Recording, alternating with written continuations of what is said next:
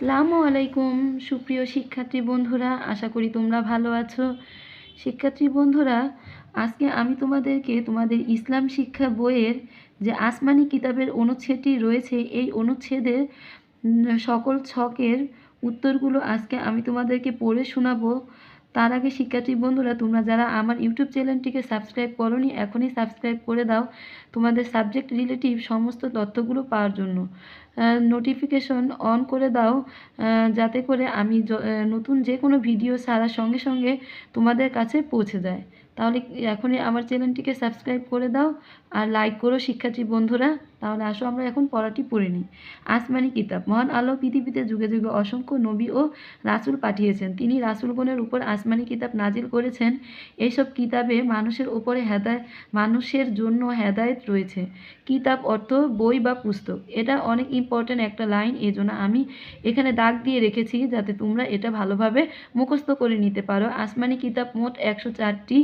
দেখো এখানে যত কয়টা লাইনের ভিতরে কলমের কালি দিয়ে দাগ দেওয়া আছে এগুলো তোমরা ভালো করে মুখস্থ করে নিবে, তোমাদের নবী থেকে এগুলো আসবে। কিতাব অর্থ বই বা পুস্তক। আসমানি কিতাব মোট 104টি, এর মধ্যে 4টি হলো প্রধান আসমানি কিতাবগুলো হলো তাওরাত, জাবুর, ইনজিল, আল কুরআন। এসব কিতাব যাদের উপর নাজিল হয়েছে তারা হলেন হজরত মুসা আলাইহিসাল্লাম, তার উপর তাওরাত নাজিল হয়। 2 হজরত দাউদ আলাইহিসাল্লাম, তার উপর জাবুর নাজিল হয়। হজরত ঈসা আলাইহিসাল্লাম, তার উপরে ইনজিল নাজিল হয়। হজরত মুহাম্মদ সাল্লাল্লাহু আলাইহি ওয়াসাল্লাম, তার উপর আল কুরআন নাজিল হয়। তাহলে এগুলো তোমরা ভালো করে মুখস্থ করে নিবে। এছাড়াও ছোট আসমানি কিতাব রয়েছে, এগুলোকে সহিফা বলে। এগুলোর সংখ্যা 100টি। যাদের উপর এগুলো নাজিল হয়েছেন তারা হলেন, দেখো এখানে 100টি সহিফা রয়েছে, আর এই সহিফাকে বলে ছোট আসমানি কিতাব। আমরা কি জানি যে যদি বলে ছোট আসমানি কিতাব কতখানা, তাহলে আমরা বলবো কি 100টি। আর এগুলোকে কি বলে, ছোট আসমানি কিতাবকে কি বলে, সহিফা বলে। এগুলো তোমরা ভালো করে পড়ে নিবে। দেখো হজরত আদম আলাইহিসাল্লামের উপর তার উপর নাজিল হয় 10খানা সহিফা। হজরত শীষ আলাইহিসাল্লাম, তার উপর নাজিল হয় 50খানা। হজরত ইব্রাহিম আলাইহিসাল্লাম, তার উপর নাজিল হয় 10খানা সহিফা। হজরত ইদ্রিস আলাইহিসাল্লাম, তার উপর নাজিল হয় 30খানা সহিফা। মহানবী হজরত মুহাম্মদ সাল্লাল্লাহু আলাইহি ওয়াসাল্লাম এর উপর আল কোরআন নাজিল হয়। মহানবী হজরত মুহাম্মদ সাল্লাল্লাহুর উপর কি নাজিল হয়, দেখো আল কুরআন নাজিল হয়। এটাও তোমরা ভালো করে পড়ে নিবে। আল কুরআনের ওপর আমাদের যেমন ঈমান আনতে হবে তেমনইভাবে পূর্ববর্তী নবীগণের ওপর নাজিল হওয়া আসমানি গ্রন্থসমূহের ওপর আমাদের ঈমান আনতে হবে। কেননা ওই সকল কিতাব মহানবী না ওই সকল কিতাব মহান আল্লাহ নাজিল করেছেন, সেগুলোতে পূর্ববর্তী জাতিসমূহের জন্য তারই বিধিবিধান ছিল।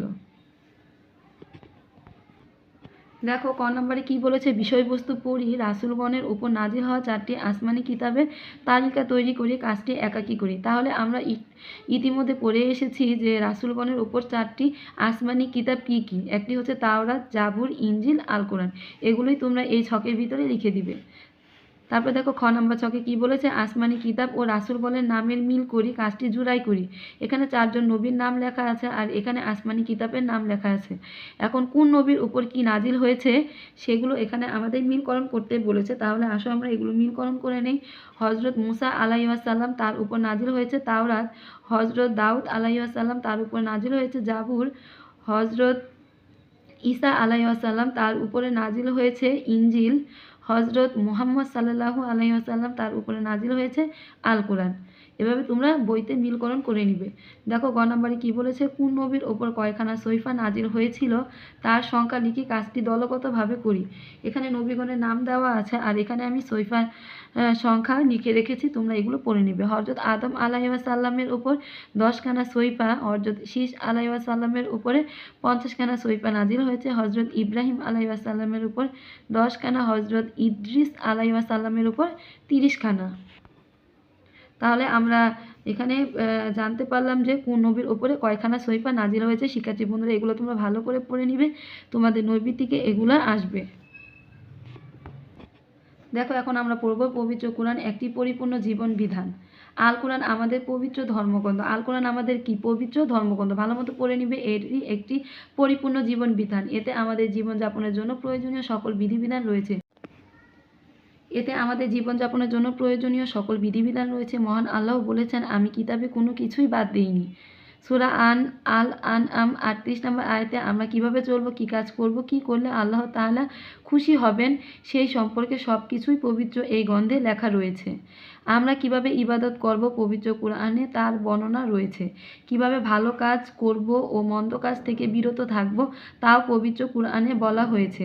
আমাদের পিতা মাতা, ভাই বোন, আত্মীয় স্বজন ও প্রতিবেশীদের সঙ্গে আমরা কীরূপ আচরণ করব সে সম্পর্কেও কুরআন আমাদের শিক্ষা দেয়। ধর্ম বর্ণ নির্বিশেষে সকল মানুষের প্রতি ভালোবাসা, শ্রদ্ধা, সহমর্মিতা ও সহনশীলতা প্রদর্শন করতেও কুরআন আমাদের শিক্ষা দেয়। ন্যায় বিচার ও অন্যের অধিকারের প্রতি শ্রদ্ধাশীল হওয়ার জন্য কুরআন কঠোর আদেশ প্রদান করে। জীবজগৎ ও প্রকৃতির প্রতি আমরা কী দায়িত্ব পালন করব তার নির্দেশনা কুরআনে রয়েছে। কী কাজ করলে আমরা পরকালে সফল হব সে সম্পর্কেও পবিত্র কুরআনে প্রয়োজনীয় হেদায়েত রয়েছে। পবিত্র কুরআনে ভালো কাজের যেমন আদেশ রয়েছে, তেমনি সমাজের জন্য ক্ষতিকারক যে কোনো কাজ থেকে বিরত থাকার নির্দেশনাও রয়েছে। যেমন অন্যকে কষ্ট দেওয়া, নির্যাতন করা, হত্যা করা, মারামারি করা, চুরি করা, ডাকাতি করা, মদ খাওয়া, সুদ ও ঘুষ খাওয়া ইত্যাদি।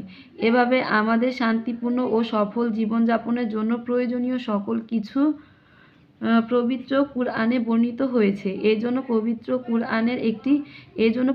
কুরআনকে একটি পরিপূর্ণ জীবনবিধান বলা হয়।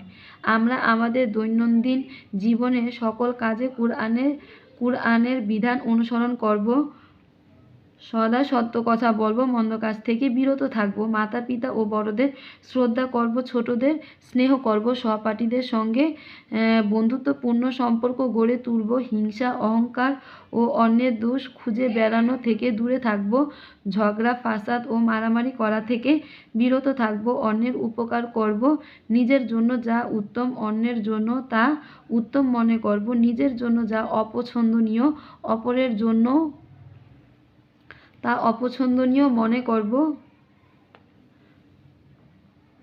মানুষ, প্রকৃতি ও জীব জগতের যত্ন নেব। সর্বোপরি আমরা মহান আল্লাহর ইবাদত অনুশীলন করব। ক নাম্বারে কী বলেছে, বিষয়বস্তু পড়ি ও ভাবি। পবিত্র কুরআনে যে একটি পূর্ণাঙ্গ জীবন বিধান এই সম্পর্কে বর্ণনা করে 5টি বাক্য লিখি, কাজটি একাকী করি।